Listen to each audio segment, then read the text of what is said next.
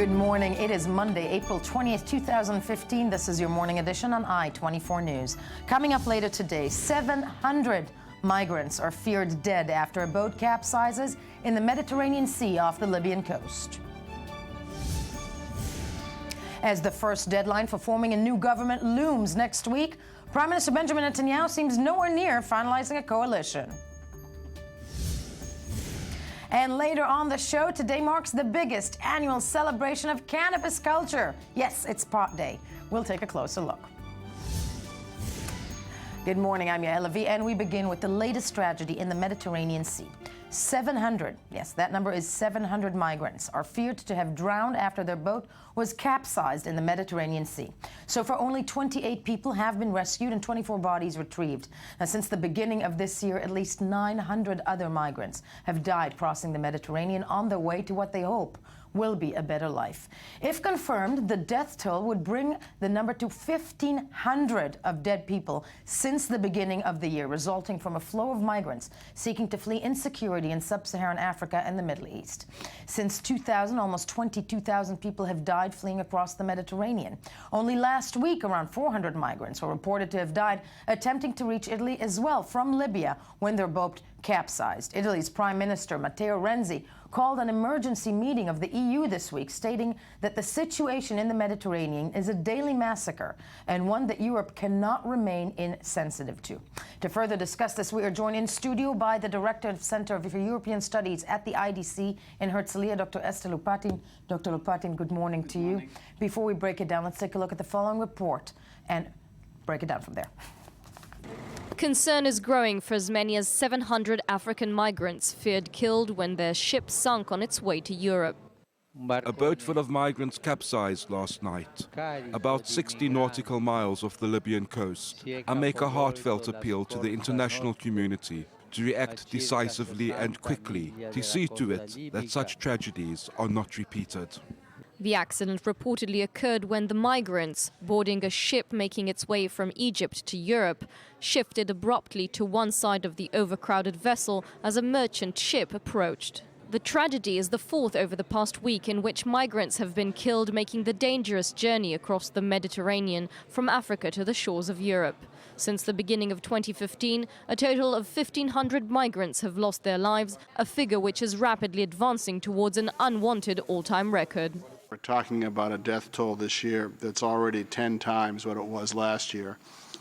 And when you recall that we reported, I think, 3,179 deaths in the Mediterranean last year, if this trend were to continue, we'd be talking about over 30,000, and that's quite alarming. The new deaths have fueled calls for a stronger response. The European Union announced a meeting of foreign and interior ministers to address what is being described as a, quote, systematic slaughter in the Mediterranean. Rescue efforts for migrants will need more boats, more overflights, and much more intense battle against the trafficking of people.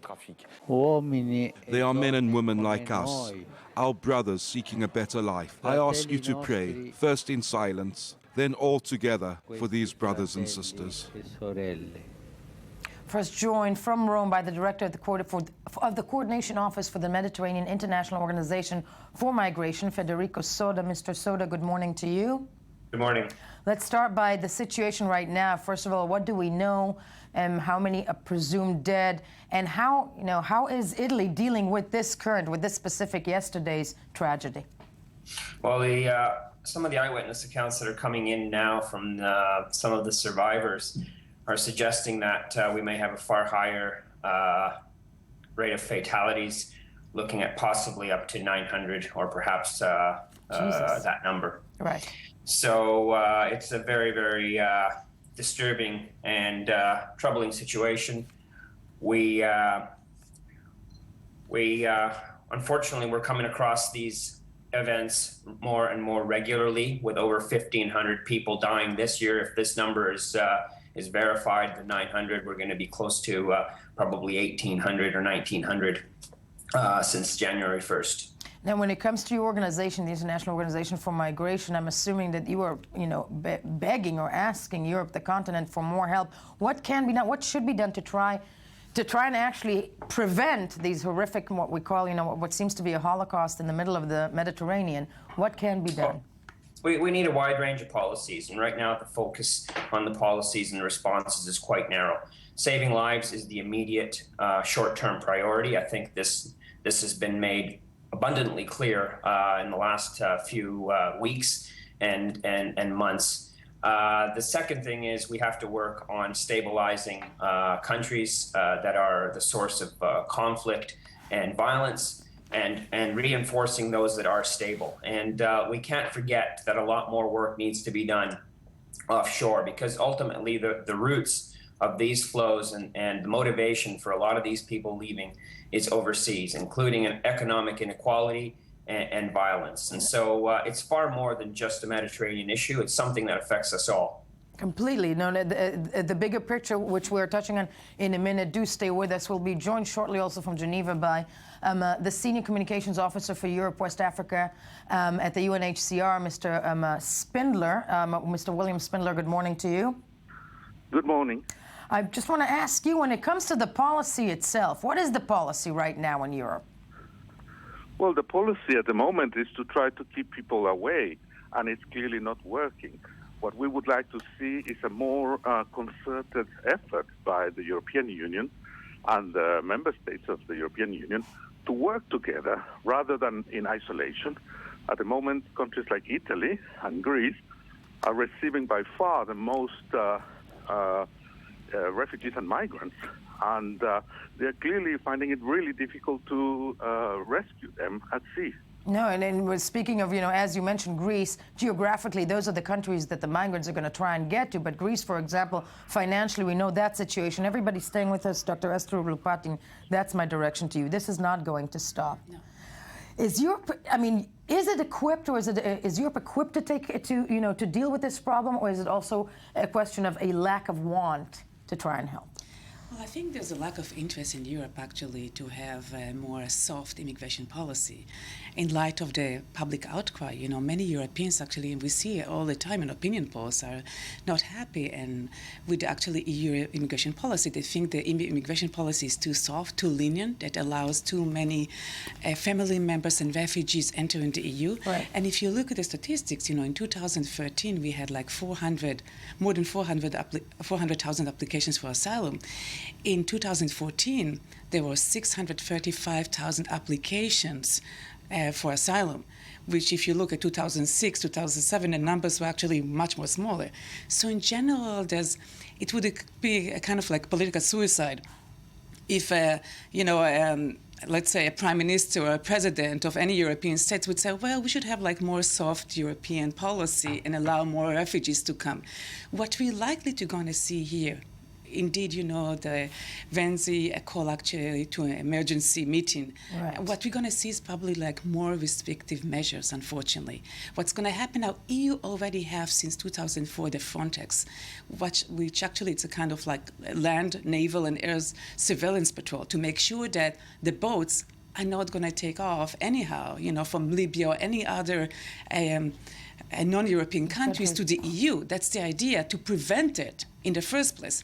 But apparently, they will have to do more, and I think that's what we're going to see more and more, like Europe actually going to have more and more restrictive measures to prevent from boats actually starting the journey to Europe. And that's a frightening thing, because many of the migrants aboard these ships hail from Libya, where years of civil war and sectarian strife have forced thousands to flee the country, and the recent emergence of ISIS on the scene has only made matters worse and contributed to the rush to leave. And sadly, also yesterday, in a very macabre way, ISIS releases a new video of them slaughtering Ethiopian Christians. Let's have a look. This is the latest atrocity of ISIS on the web. This is a short clip of, the lead-up to what was released yesterday. The Lord and cherisher of the world, and may peace and blessings be upon the Prophet Muhammad, to the nation of the cross. We are back again on the sands where the companions of the Prophet, peace be upon him, have stepped on before, telling you, Muslim blood that was shed under the hands of your religion is not cheap. In fact, their blood is the purest blood, because there's a nation behind them inherits revenge. And we swear to Allah, the one who disgraced you by our hands, you will not have safety, even in your dreams, until you embrace Islam. As Prophet Muhammad, peace be upon him, stated, I was commanded to fight people until they testify that there is no true God except Allah. It is such religious feuds that do not end when the migrants leave their homes. Just last week, reports surfaced that a group of Muslim migrants threw 15 Christians that shared their boat into the water, killing them en route to the European shores. Mr. Soda, I want to go back to you in Italy, because it was the Italian Prime Minister, and I know you're not speaking for him, but that said that this is a massacre, it's a Holocaust in the Mediterranean. Italy is not equipped to deal with this. What does it need from Europe? Because the search and rescue that is ongoing right now, as you said, specific immediate actions. I mean, for example, this morning, search and rescue. Can the Italians handle this current search and rescue? I mean, Italy right now is basically dealing with this crisis with the resources that it regularly has available in the course of its usual patrolling and operations in the Mediterranean. It had a large-scale operation called Mare Nostrum. That was a search and rescue operation. They saved tens of thousands of lives in 2013 and 2014 with that operation. But we're basically under pressure to close it by other European member states, as well as by the fact that they're the only ones financing it at about 10 million euros per month. So we know that more can be done. It's a matter of political will and leadership to do it, and solidarity within the European Union to respond to this emergency. Now, Mr. Soda, wise words, and I want to thank you for joining us, and hopefully people will hear it. I want to thank you for joining us this morning. Dr. Lupatin, it's this type of solidarity that Mr. Soda was speaking of that is needed here. But if Italy, for example, it's turned to other countries, right? It has turned to other countries for help. And well, we've seen it like many years ago, actually, in Yugoslavia crisis, you know, when the first time, like when Germany was asking for help, and they got 350,000 Bosnians, and they asked the French to help them out, and they shared the burden, and the French said, well, we're sorry, you will have to deal it by yourself. The problem with the EU in the moment, like, according to Dublin Convention that was ratified in 1997, the EU actually is saying one thing. The first country to accept refugees had to deal with them. Yeah. And that's a problem. You cannot share, you know, the number of refugees that have been admitted to Italy with other European countries. That's civil, unless other countries are willing to do so. But the EU member states at the time promised that they will give so-called money, you know, burden sharing mechanism and provide help. But in reality, we haven't seen that. And Italy, you know, has been asking for so many years, you know, like especially since 2011, you know, in light of the Arab Spring and the flight of so many, like, Tunisians, Egyptians, you know, that so many came across. No, and eventually the reaction was in 2012, Germany and France were saying, well, they were actually blaming the Italians and the Greeks, and they were saying that Greeks is not doing a good job to guard their borders, and Italians allow actually other refugees to go to other European countries. And in 2011, we saw that France, as a reaction, as a fear to get so many Tunisians to Italy, they actually reintroduced the border control and temporarily shut down the Schengen between them and Italy. So that's something that also is likely to happen, that member states are likely to reintroduce border control between them, between EU member states, in order not to get refugees. In order not to get refugees, which begs the question, and we're also joined in studio by research fellow at the INSS, Dr. Sarah Feinberg. I know this is not your specific form of expertise, but I'm wondering out loud with the two of you. It's also a little bit indicative on how the EU itself cannot get along between each other, because this is a problem that needs to be solved across, you know, between all of them together, correct? In many ways. Right. Unfortunately, there are two fields in which the EU is getting along altogether. We see it's with regards to Israel. We have a strong consensus on this matter, with Germany, you know, deviating from this all EU-based norm, and Russia. And maybe that is the reason why there is such a strong emphasis on those two areas. Because we're seeing a real crisis of coming up with a common foreign policy making within the EU, because it works according to the principle of the unanimity of voices. The unanimity of voices, speaking of which, you know, and in the case of the migrants, though, Dr. Lupatin, because we're not going to see a stop, as we know, the region that we're sitting in right now, all three of us, is going to supply many more refugees, many more people who are going to try and cross borders.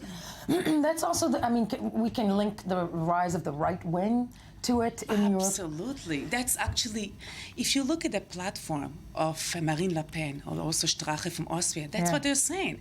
Le Pen is saying we want to make sure that to reduce dramatically the number of immigrants who are coming to Europe, and especially from the Middle East. That's the thing. You know, the thing is that most refugees are coming from the Middle East. And in Europe today, there is ongoing debate about not only whether or not immigrants constitute a threat to the dominant culture, but the question now in Europe, unlike in the US, the debate is whether or not they constitute a threat to our personal security. So there's another dimension.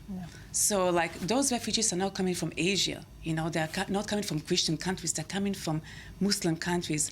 And that actually like complicates the whole thing, and also the lack of political will to help them. The lack of political will and the lack of, I mean, there are many things that can be said, but I mean, Italy trying to face the situation as it is somewhat commendable in many ways. But as you said, be it Islam or what the migrants are facing also in the middle of the sea, as we saw last week with 15 Christians, and then slaughtered in Libya itself by ISIS. Just a terrifying notion, and sadly we're not seeing a type of policy that is all-consuming. Just really quickly to conclude this, in this type of emergency meeting that Renzi has called for, what do you think can be decided just in the immediate future?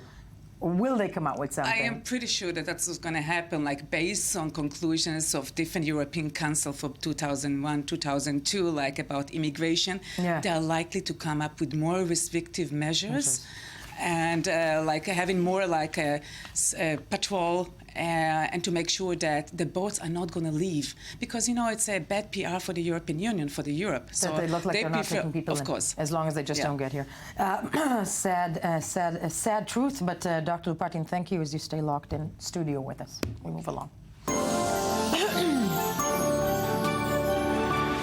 Russian President Vladimir Putin has warned Israel against selling arms to the Ukraine in response to Russia's decision to greenlight the sale of an advanced missile defense system to Iran. Meanwhile, Israeli Prime Minister Benjamin Netanyahu slammed the deal, saying it would only bolster Iran's regional aggressions. Of course, all of this trails back to the tit for tat, so to speak, regionally and internationally, leading up to the June expected agreement between Iran and world powers. To break that one down, we are joined in studio by research fellow at the INSS, Dr. Sarah Feinberg. Sarah, we've already introduced you. Thank you for being here. Before we take a closer look, let's look at the following report that recaps the latest events of this saga and break it down from there. A battle between Moscow and Jerusalem is brewing, with both sides threatening to arm the other's opponent. Israel views with utmost gravity the supply of S-300 missiles from Russia to Iran, especially at a time when Iran is stepping up its aggression in the region and around the borders of the State of Israel. This statement comes after Netanyahu spoke with Russian President Putin on Thursday and failed to convince him to change course. There is absolutely no threat to Israel. These are exclusively defensive weapons. Moreover, we think that given the conditions in the region, the supply of this type of weapon is a deterrent factor. In the face of Moscow's resolve, Israeli media reported that Jerusalem is mulling arms sales to Ukraine. The Russian president was quick to warn Israel against the move, saying, "If the arms they choose to sell are lethal weapons, I think it will be counterproductive. It will only lead to another round of conflict, to a rise in the number of victims." In the meantime, it seems that Iran is the big winner, as its relations warm not only with Russia, but also with the West, in particular with the US. But big questions continue to hover over the S-300 deal. First, whether the prospective sale will impact the nuclear negotiations. And second, if Israel will allow such a move to go unanswered.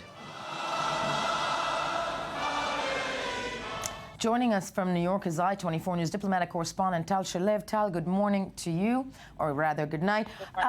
Just when we look at that, you know, at the implication of this deal, Prime Minister Benjamin Netanyahu obviously also came out, well, he did not come out, but Israel has gestured and supporting or sending money to the Ukrainian factions in Europe. Has Israel now also lost its Russian friend, so to speak? And what is behind this, you know, tit for tat between Putin and Netanyahu, as we're seeing it played out almost like the Obama and Netanyahu feuds? Well, I would say that regarding Russia as Israel's friend would be taking that to very much too far. Russia is not Israel's friend or ally as the U.S., and they should not be regarded on the same scale. It is true that Israel has been investing a lot of political capital in improving the relations with Russia, as Russia is a growing power Russia's growing definitely, power. but looking at, for example, Foreign Minister Lieberman, who spent, one could say, the bulk of his career in the last saying that he is maintaining good and warm relations with Putin, and then this happens.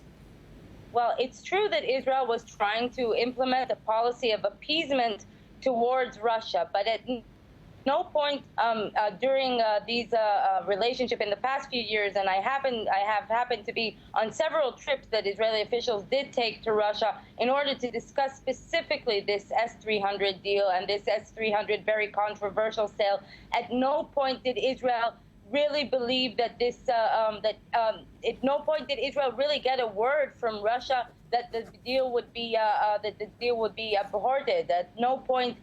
It was always very risky. When Israeli officials speak about Russia, it's always speaking about understandings, very quiet understandings, and it's a very tricky relationship. Yes, Israel has been investing a lot in the relationship with Russia, but also we might remember that Russia has a very dangerous influence and dangerous support of Israel's biggest enemies in the region, both Syria and Iran, and this is not a new.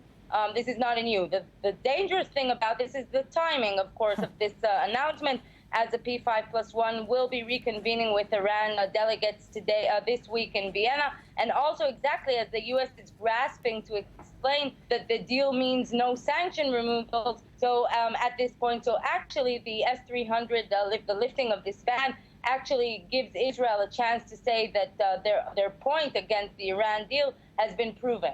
No, exactly that. Tal Shalev staying with us. And Dr. Sarah Feinberg of the INSS, I want to ask you exactly what Tal Shalev said about the timing of this. Let's start with the S-300, but then move into the, what seems to be played out constantly in the media, and that's prime ministers and presidents talking to each other through us. But this deal right now, the timing of it, first of all, does it endanger Israel or any country who would in the future try to bomb Iran, so to speak, which is what Putin is trying to do? Is it, or isn't it? Absolutely. The selling of the famous S-300 would considerably hinder Israel's capacity or Saudi Arabia's capacity to conduct a preventive strike against Iran, and it was actually done in order to protect Iran's nuclear power plants, including the Russian-made Bushehr power plant located in Iran. So this is the goal, this is the open goal of this deal. This being said, the timing of this is quite interesting and is quite tricky. It was done and it was prepared in advance. Actually, the deal was signed a long time ago. In January, the defense minister of Russia visited Iran. They probably discussed this issue. It was prepared at a millimeter, including Israel's reaction we're taking into account into this deal. So it's a very carefully prepared deal.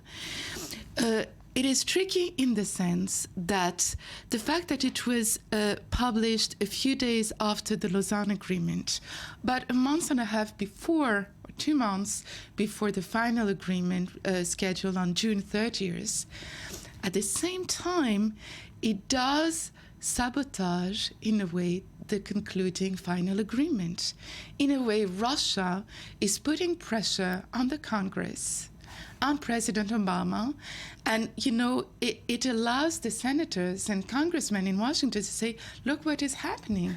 At the moment, you signed a deal, and now, Iran can prevent any strike coming from Saudi Arabia or from Israel. That's a fascinating, almost House of Cards-like move. So, in a way, it's difficult for Israel to deal with this issue. Right. On the one side, it does prevent its ability, or it harms. It doesn't but it does harm, give Israel an argument. But it gives Israel an argument, and it can ultimately sabotage the negotiations until June the 30th. Very interesting. Tal Shalev, obviously you're hearing us in that respect. Is this going to be used as, well, I'm assuming it's going to be used as capital by Prime Minister Netanyahu and further on, but when it comes to, right now, all these reactions we're seeing from Israel coming towards Russia, would you agree that this is political rhetoric? No, I think there is a real concern in Israel. It's not only because there is a real concern in Israel, not only because the S-300 sale complicates the military option, but there's also a concern that this system will be transferred eventually to Syria or Hezbollah, and that could significantly damage Israel's air supremacy amongst the much closer neighbors. So there is a real concern. It's not only political rhetoric, but the question is what can Israel do to protest? And I think it is putting the eyes are focused on the U.S. and in that respect, there was, I think, a bit of a disappointment from President Obama's reaction on Friday during a press conference with the Italian Prime Minister Mario Renzi. Obama kind of downplayed the significance. He said he was surprised that the Russians didn't implement the deal even beforehand, and given the escalation with the U.S. and the economy. But I do agree that this definitely complicates the administration standing in front of Congress, and it does give Netanyahu's argument a very good justification that this proves that the Iran deal is encouraging, in many ways, Iran's aggressiveness or even accelerating an arms race in the region. And that is probably the biggest concern that should be on the table, the arms race that will be accelerated in the region following this sale. No, definitely. No matter what they do, the arms race accelerating is one of the key points. And Dr. Feinberg, real quickly, as we have to finish up, what is Putin trying to do? If you say that all of this was also calculated to the end, what is his attempt? So basically, there are many economic reasons that were put forth because Russia would lose a lot of money if Iran, when Iran will re-enter the oil market. So he wants to keep some influence on Iran. But ultimately, what Russia wants is to redesign the Middle East and put Iran at the center of a new order, a Shiite axis, Iran, Syria, Hezbollah, and wants to reestablish this axis in order to end the chaos, the terrorist chaos that is backed by Saudi Arabia. And as the tectonic shift and move of the Middle East plates keeps on rolling along, so will we. Dr. Feinberg, thank you very much. Tal Shalev, fabulous to see your face from New York. And of course, also Dr. Esther Lupatin, thank you for being with me this morning. When we get back, smack back to Israeli Prime Minister Benjamin Netanyahu, he's going to ask the president of Israel for a time extension to form a coalition government because those negotiations aren't going so well. We'll take a closer look. First, though, let's hear some more of the morning headlines.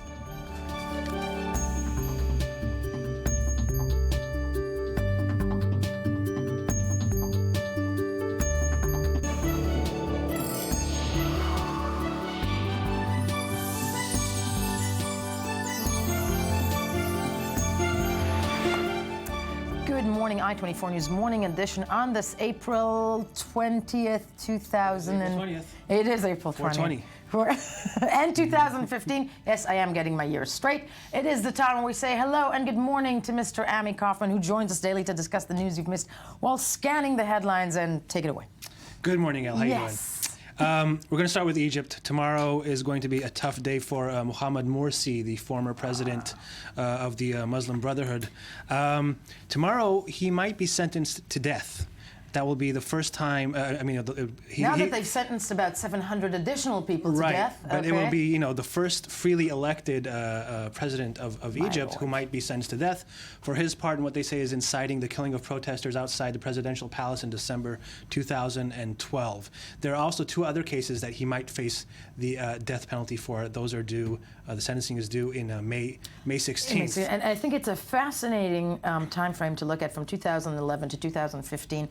Morsi, after being democratically elected, be it whether you like or do not like the Muslim Brotherhood, him being up for most likely being sentenced to death, while Mubarak has just been cleared of everything since the 2011. They say, though, that the chances are that he will be sentenced to death are kind of, he might be sentenced to death, but they won't follow through on it because they're not really looking to go to that kind of escalation and international condemnation. That would be an escalation, I think that, wow. So, Okay, we'll be following that through. Yes. The Israelis and the Palestinians over the weekend reached a deal on frozen taxes. About 1.8 million shekels will be transferred today, according to this agreement. These are taxes that Israel collected on goods that reached Israeli ports and were supposed to be transferred to the Palestinian Authority. These goods were destined for the Palestinian Authority.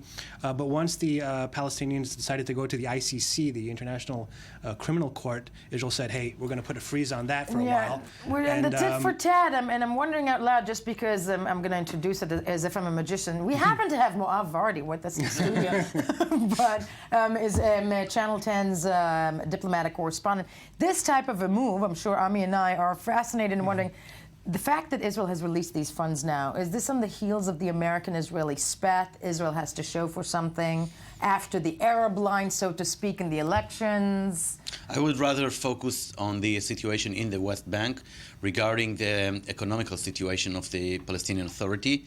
On the verge of collapse. On the verge of collapse. On the verge of collapse. Prime Minister Netanyahu decided to freeze those tax revenues of the Palestinians by the beginning of January, retaliating to the Palestinian move to the ICC. Now, the thing is that Netanyahu said, as long as the Palestinians are moving forward to the ICC, I'm not going to unfreeze, how do you say, to release the funds. And look what happened. The funds were released, while the Palestinians didn't take a reverse course from the ICC. Why? True. Because the security establishment in Israel told Netanyahu, listen, the PA is on the verge of collapse. The Palestinian security corps are being paid only 60% of their salaries. Yeah. When I get 60% of my salary, we stop showing. We get very upset. So it's not about the U.S. It's about Prime Minister Netanyahu doesn't want the PA to collapse, and then he this is a lifeline, and they had to pay 180,000 people that needed their salaries that haven't been getting full salaries since December. And if anything is about, I think, if anything, and I'm going to say something quite outlandish, can spark an intifada as people not being paid. Right. Yeah, not going that far. On top of that, one can assume, maybe me, one can assume that it was, if it wasn't for the election, Prime Minister Netanyahu had been releasing the funds earlier. Wow. I mean, before March 17th... He could not have done that because then he would have been capitulating to the Palestinians. Of course. Nice. Okay, moving along with press. Staying in Israel, Yisrael Beitenu, the party of Victor Lieberman, foreign minister, is back in the news again. The corruption scandal that hit when Bibi announced elections last year. The police said that they are going to indict about 15 officials, former and current officials in the party. They have also, the chief commissioner, Yochanan Danino, announced yesterday that they have 6 state witnesses. That is an amazing amount of state witnesses to take part in this scandal, which is turning out to be one of the biggest corruption scandals the country has ever known. And yesterday as well, police entered former Deputy Interior Minister Faina Kirschenbaum, one of Lieberman's confidants. One of the leading members of that party. And searched through her house and also detained her daughter and her son. This is the first time they went into her place because she had immunity until now as a Knesset member and minister. So things are, it's tightening. The news is tightening. Former prime ministers indicted for corruption as well. I'm speaking of Olmert. It's going to be fun and interesting. Yes.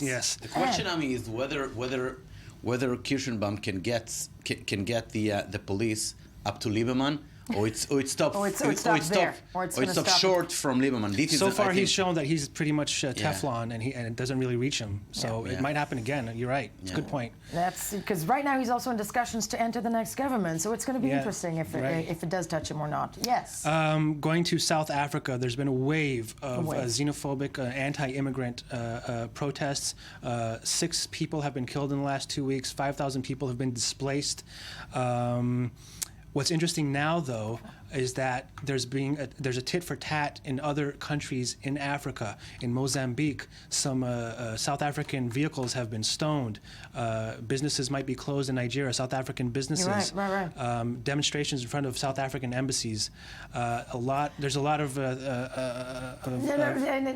commotion, reminiscent, sadly, of South Africa many years ago. In 2008, there was a wave of anti-immigration protests, which killed 60 people. No, and indicative of also what we discussed in the first half hour of this show, when, you know, with the migrants, the 700 or possibly 900 migrants that are lost at sea in the Mediterranean, but the reaction of countries that are receiving these people. Exactly. You know, it's terrifying to see also how it influences later on agendas, ideologies, and governments. But yes, and we have some time for some more. It's still announcement season in the States when it comes to the presidential elections. Yes, but it's also non-announcement season. Lindsey. First of all, Lindsey Graham is eyeing the presidential announcement. He said yesterday that there's a better than 90% chance that he will run for president. But and he'll let us know about the additional 10%. Okay. You know, Ami, that Lindsey Graham is the inspiration for Frank Underwood. I mean, I've heard that. I have heard that. Yeah, yes. the scriptwriter were following Lindsey closely for a couple of weeks. That's right. In Congress to get the. I say let the man run. Make it even more interesting. But Lindsey and both Frank Underwood are, according to a recent poll, trailing behind Jeb Bush and Scott Walker from Wisconsin, Governor Scott Walker, who have both yet to announce their running for it. Can't we just but call they it will. quits and say it's going to be Jeb Bush running across from Hillary Clinton? Let's face it. Come on, that's going to be the case. But what I wanted to mention before, people are actually still talking about Joe Biden when I mentioned the non-announcement. Really? Yes. Although it's very surprising, but he's still acting according to this item in Politico. He's still meeting donors. He's still doing things that a vice president sometimes does when they are about to run. But not. It seems, you know, if you ask me personally, I just can't see a ticket without Hillary on top of that. Nobody can. Nobody can. But really trust surprising. the Americans, and I'm saying this proudly, that they're going to make it interesting to the last second, and things that we're saying now may just, blow out of the water. So we give good elections. They give good elections. Okay. One last one. One last one. Really quick one. The world's mountain of electrical waste. These are fridges. These are computers. These are washing machines. Reached 42 million tons, and most of them are coming from the countries that are considered aware green-wise, like Norway, like Switzerland, like another place like that. Yeah, it's a lot. Shocking. All those people for each. Lovely. Ami, thank you. Locked in studio as we move along. I love it. Israeli Prime Minister Benjamin Netanyahu is to make a formal request for extra time to piece together a new government after surprise election victory last month. Netanyahu, tasked by President Rivlin with forming the next government and given 4 weeks to do so, ain't doing so well on that front. With the deadline fast approaching, the Israeli leader is set to request an extension of up to 2 weeks at a working meeting with Rivlin later today, signaling problems before the government has even been formed. So we're joined in studio by Channel 10's diplomatic correspondent Moav Vardi. Moav, let's take a look at the finagling and wrangling of those negotiations and break it down from there. The coalition-forming negotiations are nearing the end of their first stage. Yesterday, the Likud's negotiation delegation met with three parties, Moshe Kahlon's Kulanu Party, United Torah Judaism, and Shas, with the goal of settling all the terms of the agreement by Monday morning and presenting them to the president as a basis of a coalition numbering 53 lawmakers, and receive the promised 2 weeks extension to the talks. The message to the two remaining parties, Avigdor Lieberman's Israel Beitenu and Naftali Bennett's Jewish Home Party, is show some flexibility or we will examine further options with the Zionist Union. Though it is unclear whether there is any safety there, party leaders Isaac Herzog and Tzipi Livni announced that they would not enter the government and denied all rumors of secret talks. I said immediately after the elections that we were headed to the opposition. As far as I'm concerned, the opposition is not the default, it is the preferred option. I believe that I will lead a large camp that supports me to replace the current government. Over the weekend, Netanyahu met with Bennett and Lieberman, and following the meetings made it clear that the foreign affairs portfolio was not promised to either, but mostly he was trying to determine the parameters of the talks and the possibility of handling the religious affairs office to Shas. Today, a senior Likud official estimated that the negotiations would only be resolved in the final 24 hours, which means that party bigwigs have 2 more weeks to stress over the so-called promises of portfolios to come. Moav Vardi, Channel 10's diplomatic correspondent. The extension, not that dramatic, but where is it hanging, and why are we still hearing people from within these talks threatening with a national unity government, which most likely won't happen? No, I don't think it's likely to happen, the unity government. I think that Netanyahu, I even dare to say that Netanyahu doesn't want unity government because it's interesting, because he wants to show the international community, and especially the Obama administration, the Americans, right? This is what the people here chose. You know, if he brings the unity government now, if he brings Bougie Herzog now, he's like saying, okay, come to us with initiatives for peace. If he's not having a unity government, he kind of saying to Obama, the door's closed. Listen, this is what the Israeli people want. Now, Prime Minister Netanyahu wants to form a 67 seats coalition with Bennett and Lieberman inside. He first went to Kahlon and the ultra-Orthodox in order to close the most easily one to close. Right. And now he's going to Bennett and Lieberman. Now, there are two major obstacles right now. First of all, the obligation of Netanyahu to Bennett to get the Ministry of Defense, which is not going to happen, and what is going to be with the Ministry of Religion. Let's talk about number one. Bennett is saying, rightly so, look, I have 8 mandates. How come Lieberman, with only 6, is getting the foreign ministry while I'm getting nothing? But I think the thing is that Lieberman has nothing to lose, and Bennett has a lot to lose. Right. Meaning, if Netanyahu is telling Lieberman, you are out of the ministry office, Lieberman is out of coalition, no coalition for Bibi. I mean, it's 61. It's 61, but Bibi doesn't want to form a 61. 61 is very shaky. So Lieberman has nothing to lose. Bennett, on the other side, first of all, it's different to take someone out of the office than to say to someone, to tell someone you are not getting into the office. Right. It's different mentally, psychologically. And second of all, Bennett is still young. He still has the future of the party, in his horizon, while Lieberman, it's a one-man show. I mean, you know, Bennett has a party behind him that has to... what Bennett's going to say to the party? We are going to opposition. We are going to make a right-wing coalition fall. We're going to bring Bougie Herzog to coalition only because my ego that I didn't want to give up the foreign ministry. It doesn't make sense. Not the foreign ministry. So, for Bennett, you're talking about. Bennett, I'm talking Bennett. I'm talking Bennett. What Bennett is going to say to his constituencies. Right. Yeah, we are make a right-wing government fall down only because my ego. And here's a question to you, though. Is Bennett really the wild card? Because, and correct me if I'm wrong, and maybe this is worldwide, but Bennett seems to be playing this out on Twitter. I mean, there are all these, little tidbits throughout the negotiations as if he's wagging his finger. Because Netanyahu is essentially afraid that the future of Likud is in Bennett's hand, or that, the Likud is going to lose members to that party? I'm not sure. I think that... what we have seen in the last elections is that the Jewish Home, Naftali's Bennett party, came back to be a sectarian? A sectarian, yeah. A sectarian party. Because Bennett was ambitious to make it from a sectarian to do an all-national type of, you can relate to an all-Israeli party. Yeah. And the last election, what Bibi did to him in the last 3-4 days, what? In the last 48 hours almost. Last 48 hours is like making Bennett again being the sectarian. Now, the second major obstacle is the Ministry of Religion. Yeah. Imagine that. The fight is between Bennett and Deri, from the ultra-Orthodox, from Shas, because not only because ideology, because when you control the Ministry of Religion, you control appointments of regional religion councils and appointing rabbis. And this is very important for the strength of these two guys. But it's going to be fascinating. 2 weeks extension. Where do you think that's happening? Time will tell. Moav Ali will be with us in the future to help us make sense of all of that, because he's the only man I understand. Stay with us. Today marks the biggest celebration day in the cannabis culture. Nothing to do with the government. We'll take a closer look at Pot Day. That's when we come back. First, though, let's hear some more of the morning headlines.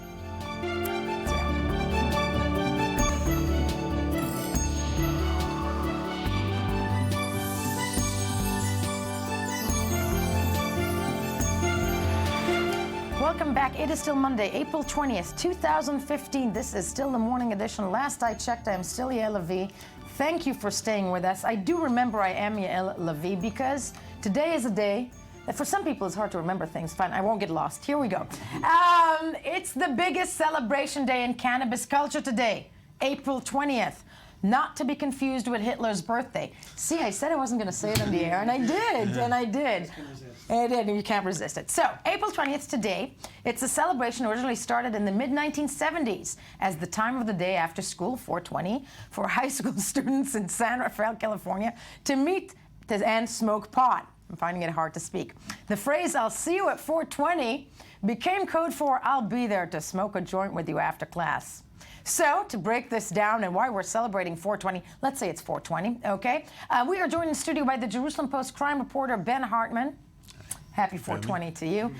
Good morning. By the legalization activist and the spokesperson for Greenleaf, for the Greenleaf Party, Eldad Maron. Eldad, good morning to you. Ami Kaufman locked in studio because we forced him to be here. But let's break this down. First of all, Ben Hartman, I want to start with you. Sure. Yes, fascinating. We can make fun of it. It's pot day, woohoo, and you're sitting behind a lot of leaves. But we're looking at the trend around the world, such as the legalization in Colorado, such as the legalization of, I think it's Washington State also, in the United States, et cetera, et cetera.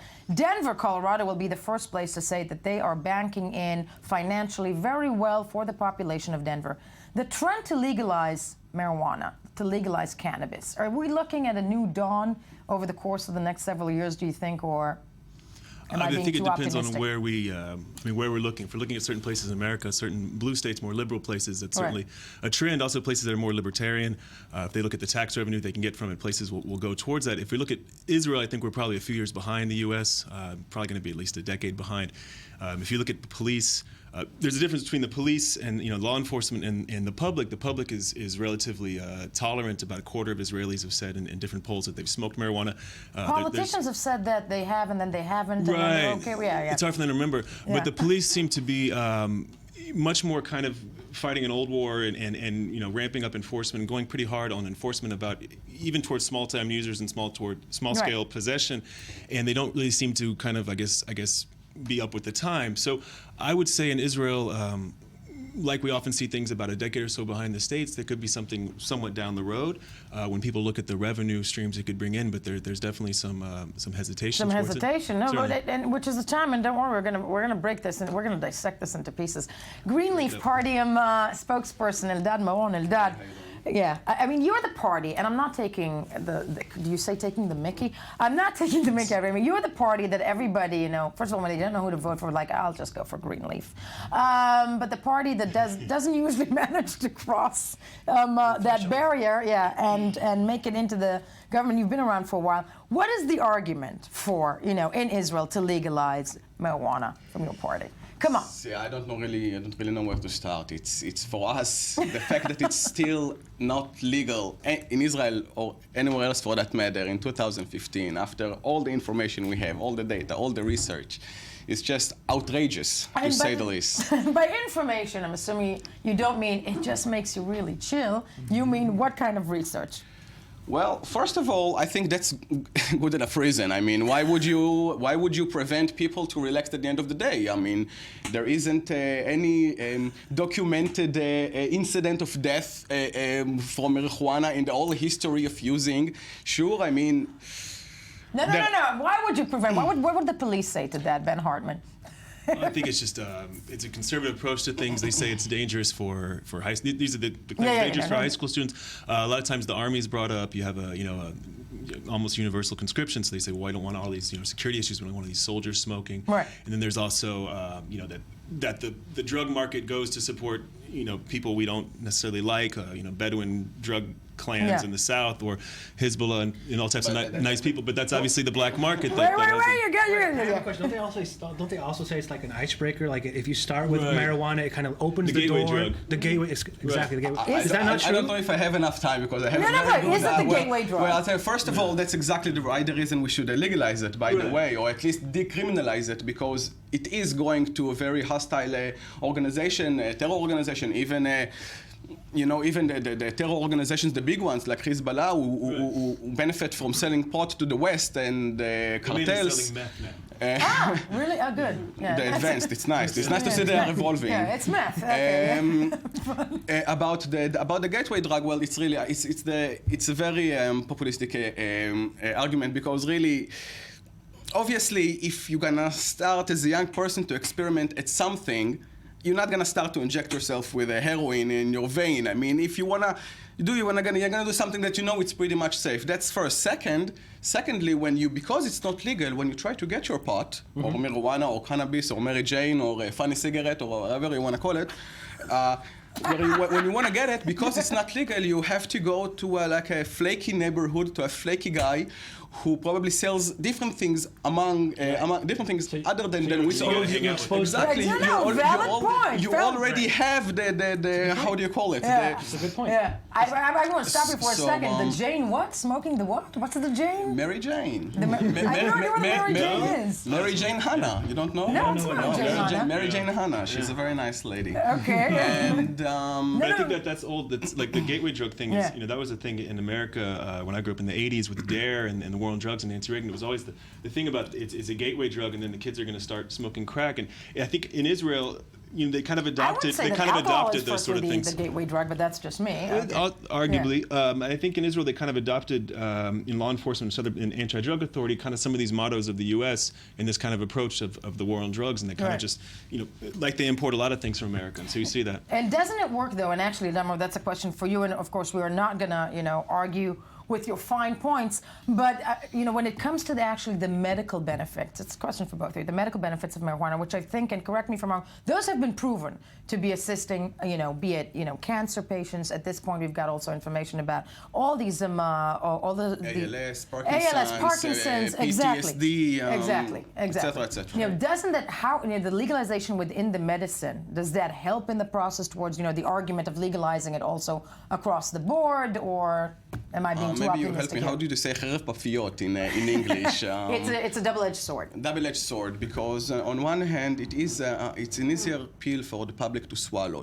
It's like a easier way to legalize it through the medical argument, because it is proven in many cases. Although many people, especially the pharmaceutical companies or the medical companies, will argument differently. But however.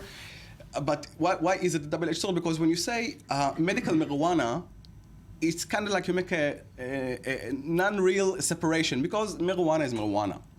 There isn't really medical marijuana, it's just marijuana. Right. And if it's helping you for so many things, then... That's a very valid point, yeah. So why would you prevent it? And I'll tell you something else, if I may. We are joking, and it is really amusing. Unfortunately, it's still amusing subject, but 20,000 people a year are getting arrested and getting an open file at the police station. 20,000 kids, usually young kids, that their future is being messed up. It's true, about 80% of those cases in the end are closed out of the lack of interest for the public. However, these are people who will, in the future, will have a problem to get a good, maybe to be an officer in the army if they wish, and they wish. Yeah, because they got arrested for just experimenting with a flower, a God-given nice flower, really. And you got to ask yourself, if I may, just one more point. You got to ask yourself, okay, so if the argument of the authorities, of the establishment, of the government, is that they are trying to protect us from ourselves, right? Because it's dangerous, it's not good for us. Same reason they ask us to put a seatbelt on or a helmet on the scooter. So if that's your argument, so why only weed? Why stop there? Let's delegalize tobacco, alcohol, fast food, antibiotics in the chicken. Let's say outlaw the cellular antennas. So if that's not your argument, if we take aside this argument, so you don't do it because it's bad for me. Right. Because many other things that are bad for me, you don't delegalize. So why do you keep valid. it? No. Valid points. What would be the argument back to that? Ben Hartman, really quickly, is I'm making you play devil's advocate. And the argument for that for the authorities is usually what? What, from maintaining it as illegal? Yeah. I think a lot of it is cultural. A lot of it is just it's an old generation that's not yet that's died not out. No, and I think as this generation grows up and they become the ones to make the laws and they become the ones to be in power, I think it'll change. And I think it's something that has to, just like was said, there's too many people who get unnecessarily into the criminal justice system, just like in America, here, and it's way too costly for them and their families in the country. Now, sadly, we have only 5 minutes left, but it is the time to go to the web review that is a spiral viral. I'm trying to think of a pot, metaphor, but nothing comes to mind. I should have thought of that myself. Yeah, exactly. There you go. Sorry. And that's up in smoke. But we're actually going to continue with this discussion. Good.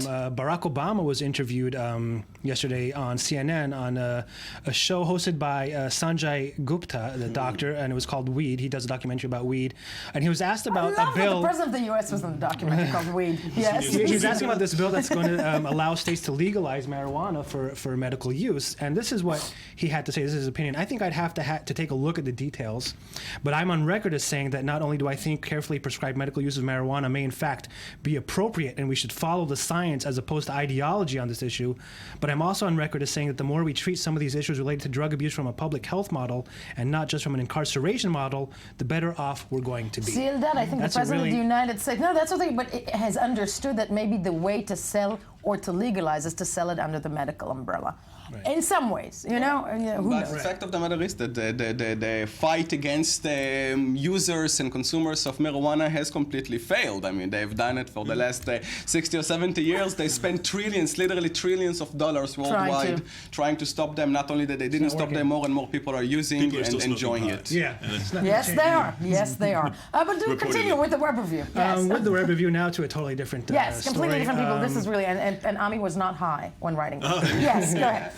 You do not know that for sure. The Sony hack, the gift that keeps on giving. Some more emails that were revealed. This is a good one from The Guardian. Ben Affleck suppressed some slave-owning ancestries in some emails. There's a show called Finding Your Roots, hosted by a guy named Henry Louis Gates. I know and love that show. It's a really good show. And Ben Affleck was one of the stars of this show. And when they found out that one of his ancestors, as many white people, by the way, in America, had you lived ancestors in that were slaves, Ben Affleck did not want this fact to be shown. And this, of course, got the host kind of angry, and there was a lot of back and forth with emails. But one wonders why Ben, who was considered very open-minded, kind of liberal kind of guy. That. Now, when it comes out something like that, it looks much worse than had even. Right. Yeah. Well, everything looks worse when it's leaked. Through WikiLeaks. Yeah. And going quickly to another one. This is kind of like it's sad, but there's some sort of, I don't want to call it. Well, no, I'm not going to call that. Call it. No, it's not. A game hunter called Ian Gimson was trampled to death by an elephant that he was hunting. It is. I know what you're going to say. You know where I was kind of going, but I didn't go there. I didn't want to go there. But we're seeing a lot of on social media lately. All these pictures of people that are posing next to animals that they killed.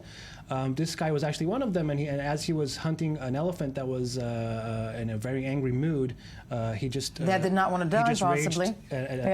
Just trampled him to death. Yes, we're going to leave that up there for a minute to ponder and move on. Yes. And move on, and if we have some, okay, great. Yes, we do. This next one is from a site, a kind of fashion and art site called Demilked, and it posted a really popular page about 24 new words that should be added to a dictionary. Yes. And I'll just read you a few of them. This one is called. This one is master dating, which means going out alone to a movie or a restaurant. Oh, shut up! I did that for years. Yeah. We only have that pick. Okay, here's some other ones. I'm for all the master daters. There's another one called Dudevorce, which is when two bros officially end their friendship. Dudevorce. Dudevorce. Have you ever divorced anyone? No, but I have. What we're having now, I think, might be a non-versation, which is a completely worthless conversation, small talk. That works. And this comment might have been done by an errorist, which is someone who repeatedly makes mistakes or is always wrong. Okay, and do we have time for some more?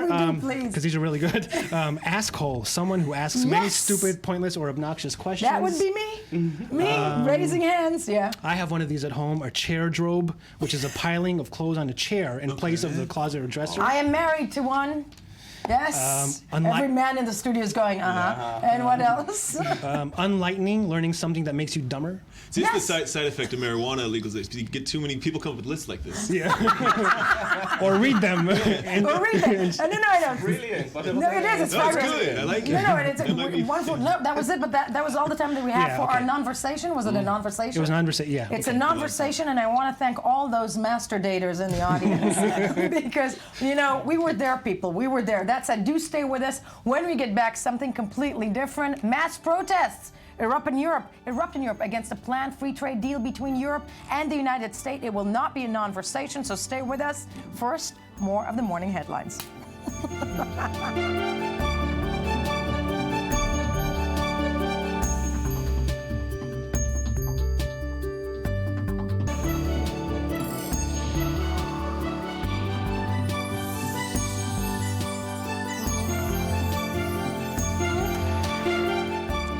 Welcome back. It is still I-24 News Morning Edition on this April 20th, 2015. The place you should be because you get to see me. It rhymes. It sounds good.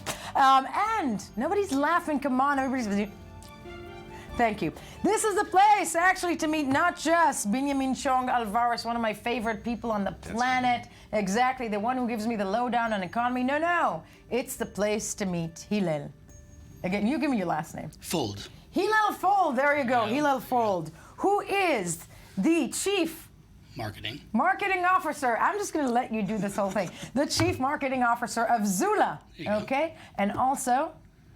Just like to help startups grow. Exactly. That's you're cutting yourself short here. You know, you're a consultant. That's what we pay you for to introduce me. No. Okay. See, Chief Operating Officer of Zula. I'm a tech guru, the one who we turn to twice a month to tell us anything and everything that's trending in that digital world.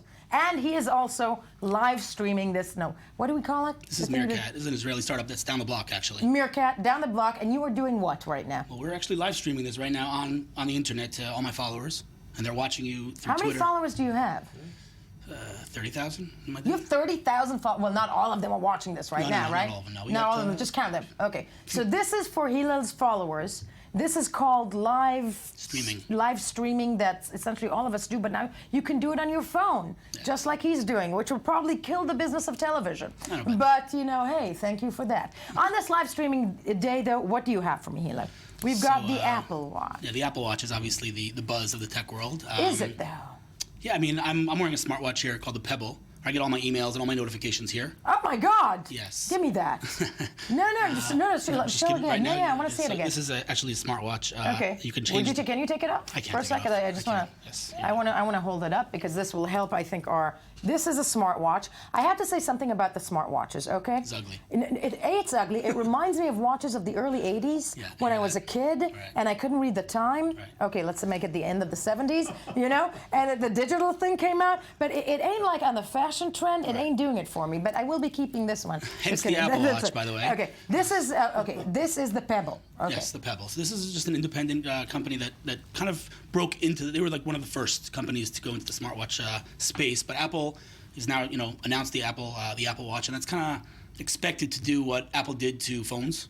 Is it going to do it? Do you think? Because so. I think wearable technology has not fared so well. Until Apple, like everything else. No, I'm talking about Google glasses, the glass holes that we were referring to. Google Glass was never meant for mainstream consumption. It was a $1,600 piece of hardware that you put on your face. $1,600 it costs? So they didn't think it was going to hit mainstream. It was really just an experiment. Well, what do you think Apple Watch is going to do? So Apple Watch is I believe Apple will do to the watch industry what it did to phones before it and what it did to personal computing before it. And so it's definitely going to be very interesting. It's a pretty high price point as it was with computers and other things.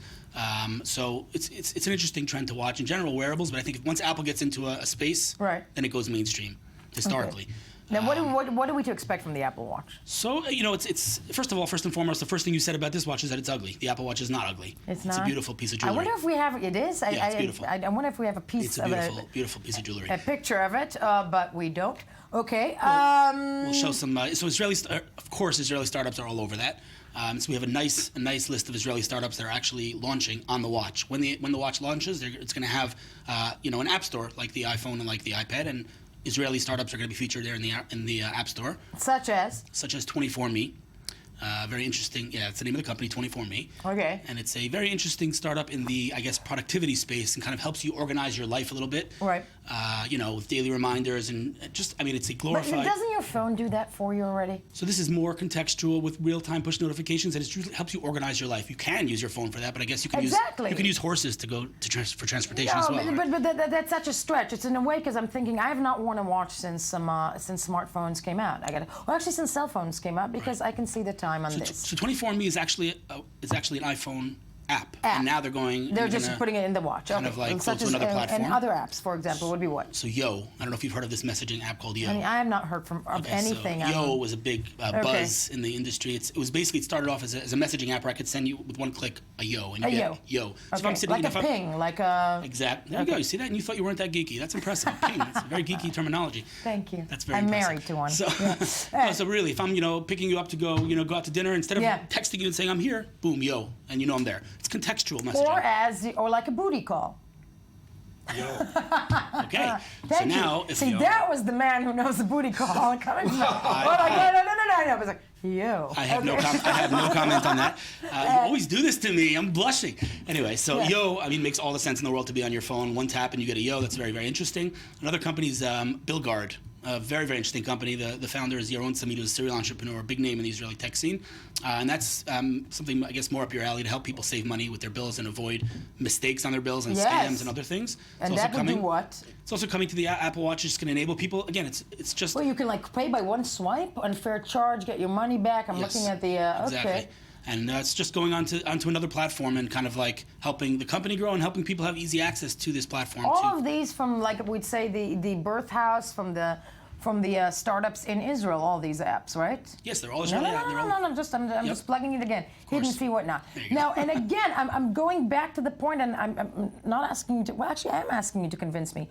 Why would people revert back to, doing, because it's all stuff that can be in your phone. How do you think Apple is going to send the idea of it's better to have it on your hand than to have it on your phone? Let's take a step back before we talk about the Apple Watch, but this applies to the Apple Watch. With the Pebble, I'm carrying shopping bags. Right. And we all know we get 1,000 emails a day. Gotcha. Right? So I don't have to take my phone out and I can just see what it is and ignore it. My phone keeps falling out of, keeps butt calling people, and it keeps falling out of my hand. I'm in a movie. I have to say it. Yeah. I'm in a movie and I get an email. I don't want to take out my phone and bother everyone around me. Just see my email and ignore it. Because 99% of the emails we get don't have to be addressed right now. Right. So just ignore it. But just in general notifications, on your phone, to take your phone out of your pocket 1,000 times a day, it's a little bit annoying. When it's on your watch, you could see it and move on. Or they ran out of ideas.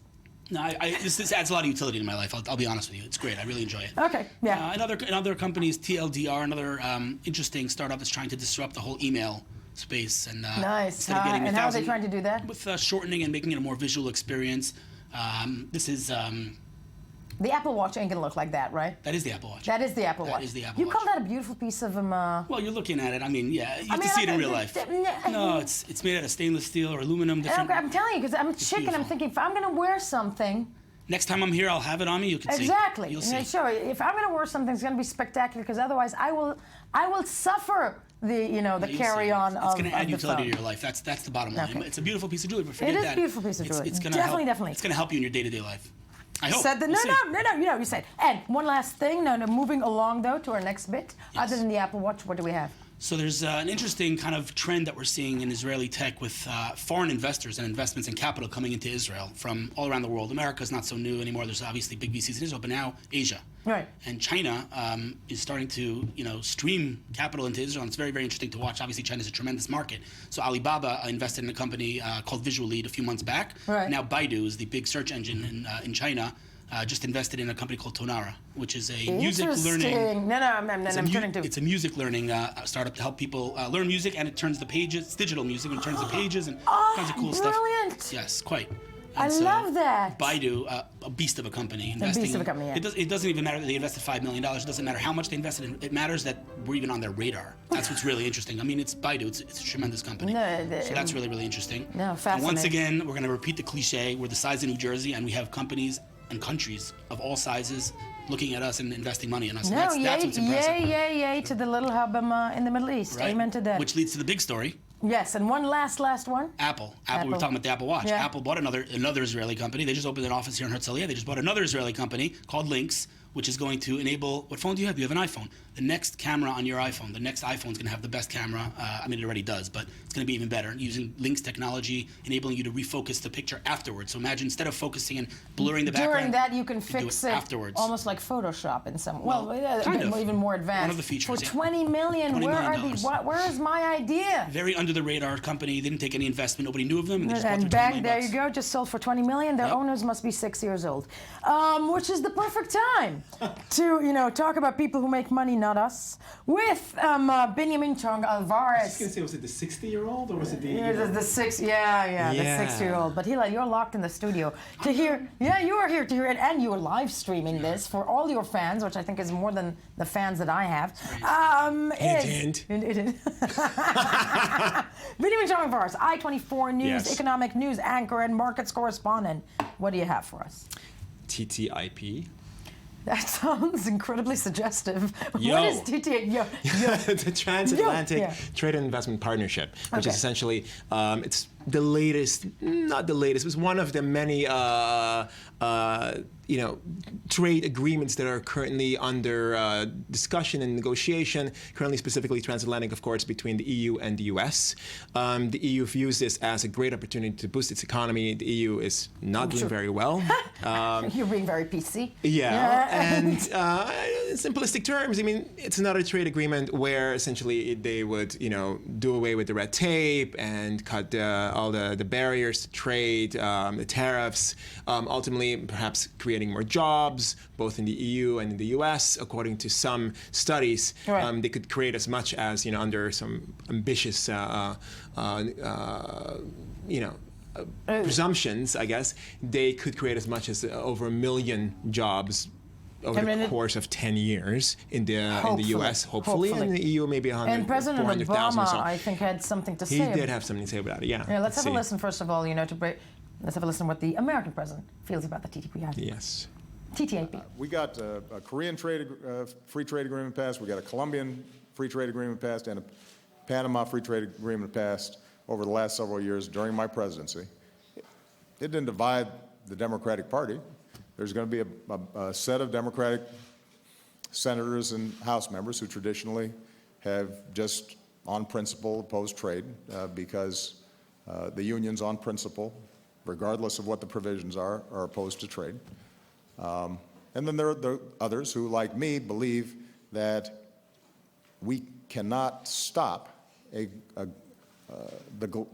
global economy at our shores. We've got to be in there and compete, and we've got to make sure we're writing the rules so that we've got a level playing field, because when we do, products made in America, services provided by American firms are the best in the world. Why does the American president need to sell this so hard? He needs to sell this so hard because if you've noticed over the past couple of days, mostly in Europe, there's been a lot of resistance against this concept. For one, it's been under discussion behind closed doors for several years already. And it's a trade agreement, which, if you look at NAFTA, when NAFTA came around, also they said, there's going to be tons of jobs created, it's going to be amazing, it's a free trade agreement, which means you're going to have so many more products at lower prices, more choice, what could you possibly want more? You're American, it's wonderful, but about 1 million people lost their jobs. Okay, because when you have this trade agreement, essentially it forces different countries, different industries to push their competitive advantage, or they get pushed rather, at the cost of others. There's benefits and costs to this. On the one hand, it forces those people who are out there who aren't as competitive out of the market, which it's sad, but perhaps from an economic perspective, it's better. No. That's not a philosophical discussion, but one that, I think, But there are other issues here as well. Such as? Okay, so we have various situations here. One of them being that, the EU is very, very protective when it comes to its people, when it comes to food, when it comes to what comes into what is sold in the EU, certainly when it comes to genetically modified food products, where the U.S. is not as much so. On the other hand, the U.S. is much more protective when it comes to its banking sector. There's much more regulation there since the subprime mortgage crisis essentially pushed people to the point where they were like, okay, we have to have some regulation here. Whereas in the U.K., for example, not as much. So these two forces are going to have to find a middle ground, which could also be good. It could be good. From a more cynical perspective, people say, from the sidelines, they noted that this is not just a win-win situation. It's a situation where transnational corporations win and the people lose. We're looking at a point where I think, just to simplify this limits, are the mom and pop shops, so to speak, or the people and, the small businesses. So then there's another thing, which is the Investor-State Dispute Settlement, ISDS. Okay, which I love Benjamin. It's like, and then there's that. It's been around for a while. It basically means that a company can sue its host country or whatever industry if it feels that it's being treated unfairly. Now, we've seen this most notably in Germany, where a company that was involved with nuclear energy essentially ended up suing the state, because it felt that it was being treated unfairly when the German government decided to move towards a sort of a safer regulation and safer situation with the environment. And sadly, I mean, fascinating, but, we took up a lot of time with this because this is an issue I think that will be also dominating a lot in, a lot in the economic news. But if you want to see anything about Mexico's growing car market, watch your show. That was it for us, folks. Don't forget to check us out tomorrow morning, I-24 News Morning Edition. To all of Hillel's viewers in the live streaming, we love you all. Come back as well tomorrow morning. And of course, stay with us, I-24 News, for the news, and we will see you tomorrow morning. Yeah.